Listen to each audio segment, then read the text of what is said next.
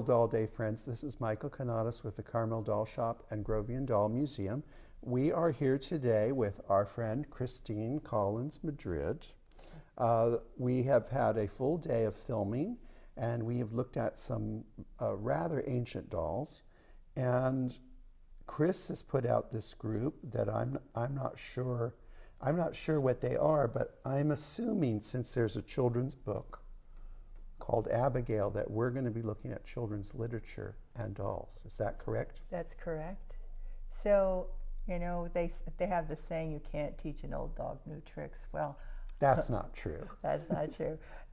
If we want to learn. Yes, that is the beauty of being an old dog is if you don't want to learn, you don't have to learn. Right. But in this case, this came about, I was looking at an auction and there were some cute little dolls, and it said handmade dolls by Mrs. Sperry, who created the Nancy Hanks doll and the Abigail doll. So of course that's, you know, sparked my curiosity. Who are they? Who are they? First of all, Nancy Hanks was actually the mother of Abraham Lincoln. Okay. And then I'm thinking, why would they make a doll of her? So this started in the Depression. There was a woman, her name was Portia Howe Sperry, and she and her husband had 4 children. He was an executive. He was worked for RCA in Camden. She actually had been born, Mrs. Sperry had been born in Fort Wayne, Indiana, and she'd been very involved in civics, and she was college educated. Well, the Depression hit. Her husband lost his job and was unemployed, so she packed up her kids and they moved to Brown County, Indiana, and they felt that they would be able to kind of eke out a living there. So they went from having a wonderful house and having money to living in a house that didn't have running water.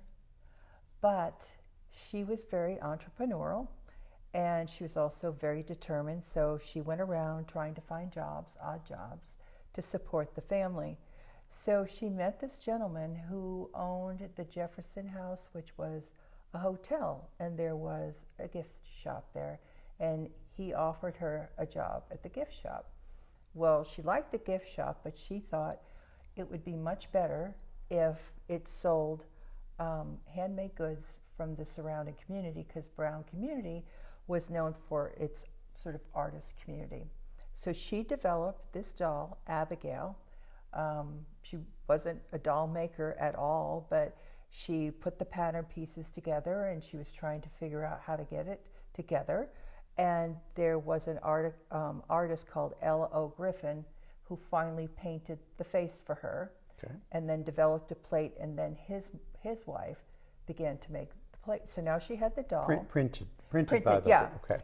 And she had the patterns. And so what she did is she went to the women in the Brown County and hired them to make the dolls. Piecework. Piecework. So it gave employment to a lot of the unemployed people, particularly the women in Brown County. And mothers that have kids at home. Exactly. It's the oldest story in the book.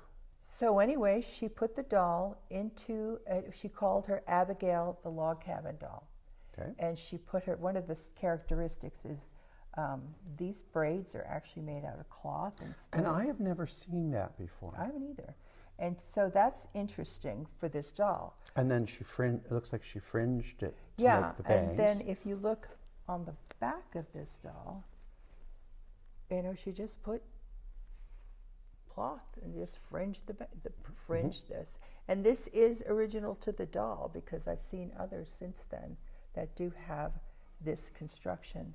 So she put this doll into the store, and it was an immediate success.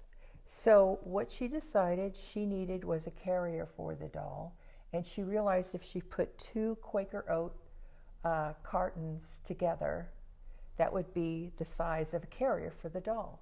So she contacted the president of Quaker Oats and asked him, and this is depending on what you read, either to sell the boxes or manufacture them together or donated them. And then she got the boxes, and they would cover it with calico and and that was Really? the carrier for her. Oh, Yeah. how cute. Yeah. So anyway, the doll became quite successful, and Eleanor Roosevelt had heard about her, and she decided to make another doll, which was the Nancy Hanks doll. Well, I was thinking to myself, who is Nancy Hanks? Well, Nancy Hanks was the mother of Abraham Lincoln, and in 1818 she moved from Kentucky with her husband and moved to Sperry County in Indiana. So they created this. This is the Nancy Hanks. Is this Nancy Hanks? This is Nancy Hanks. She should have a bonnet and a little. She's much smaller than Abigail. Now, when you say, I can't remember, is Nancy Hanks his stepmother or his actual mother? His actual mother. Okay. She was Nancy Hanks Lincoln. Okay. And she died when he was 9 years old. Okay. She was 34. Because I know he was very close to his stepmother. Yes, but because I think he like married like a year later or something. Okay. So, but she was quite well known, or there's Lincolns were well known in Indiana, which is why, because I was like, why are they making a? Well, because we think of Illinois, which yes, is, So the land of Lincoln. Yeah, but there's also the strong. Exactly. So she made this doll, which was also successful.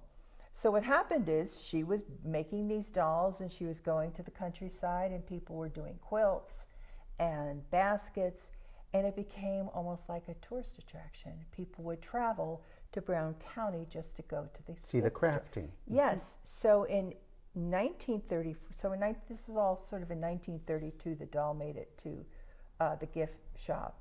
And then in 1934, Eleanor Roosevelt heard about this doll. Was going around promoting people getting back to work. WPA. And exactly. And she had heard about the Abigail doll, so she went there. She spent an hour there in the gift store. It's called the Brown County Folk, and she bought an Abigail doll. I think she bought an Abigail doll or a Nancy Hanks doll. So these dolls continued to be produced for a long time, and then in 1938, Mrs. Sperry decided to write a book. This isn't the original cover, but about Abigail's adventures. So the doll inspired the book. Yes, and it's usually it's the other way around. Right, and so the interesting thing about this book, and beautiful color plates. Yes, but the great thing about this is that it's not of the time frame of either of them, but it involves families. They migrated from Kentucky, and then Mrs. Sperry from New Jersey, and Mrs. Lincoln from Kentucky. So there was that link of moving the family from, familiar surroundings. And I love this. God, doesn't this bring back memories? It does. It does. It was checked out 10 times. Yeah. So this actually became.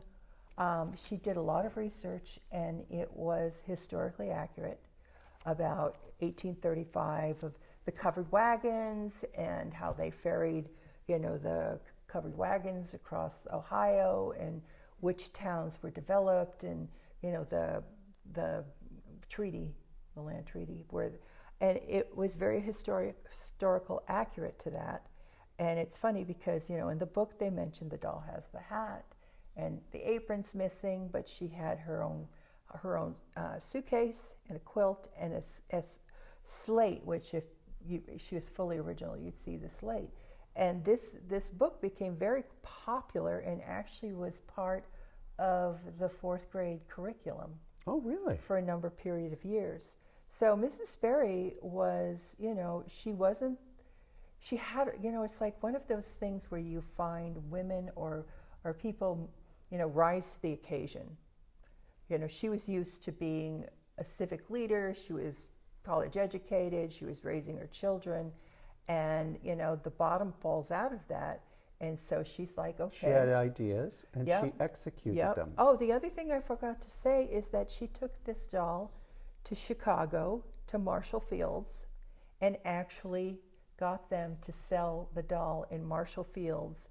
And it was in 1932. It was a huge success at Christmas, and she was able to pay her workers at home $2,000 in wages.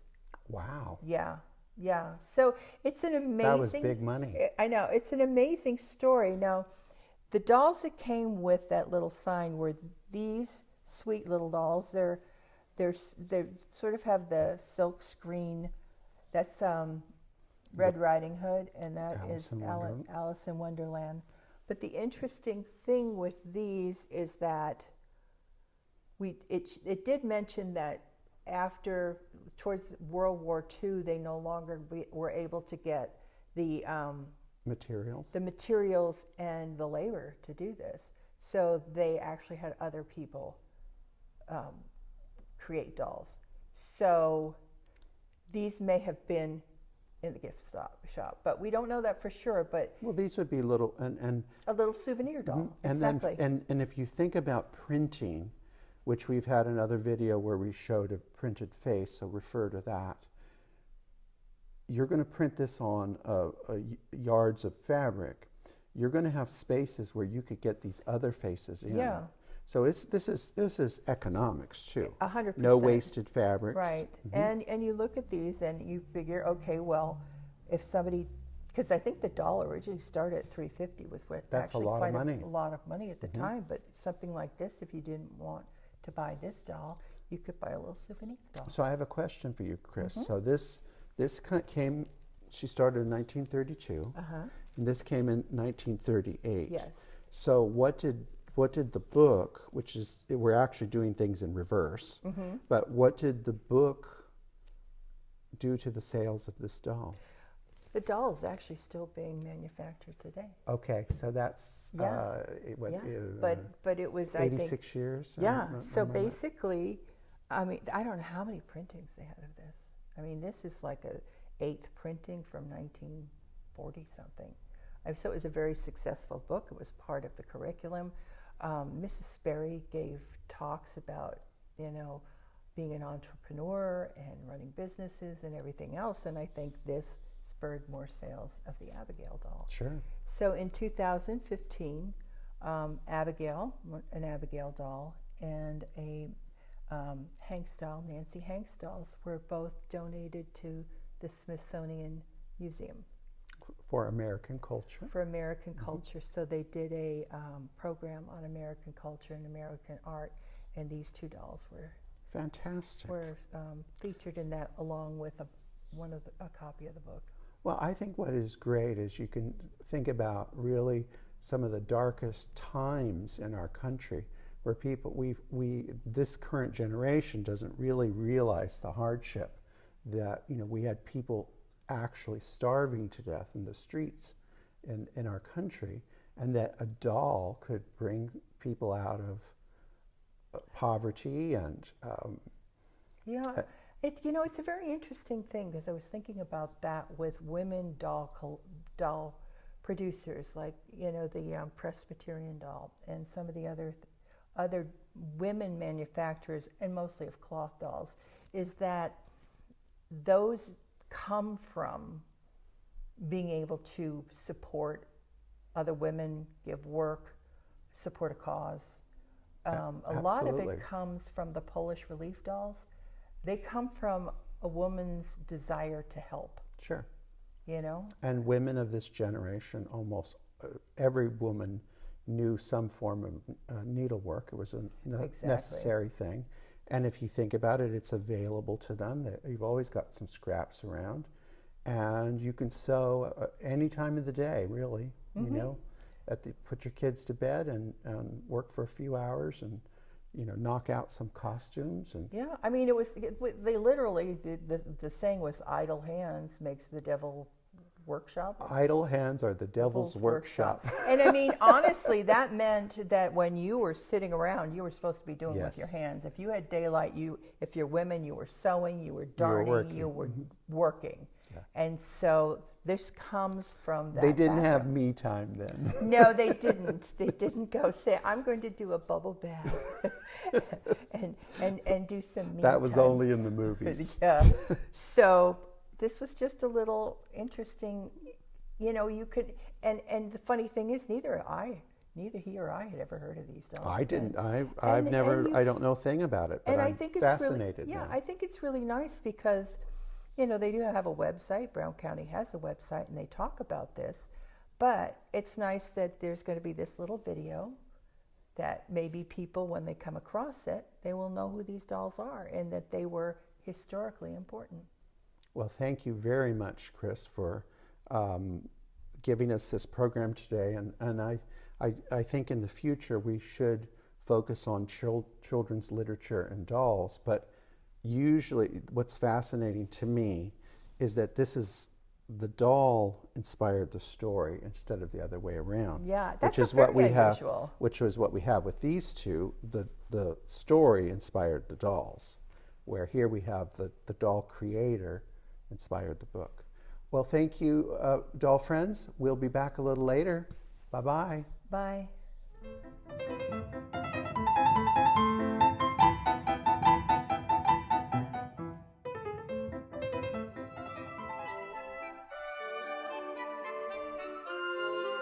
Remember to like, subscribe, and hit that notification button.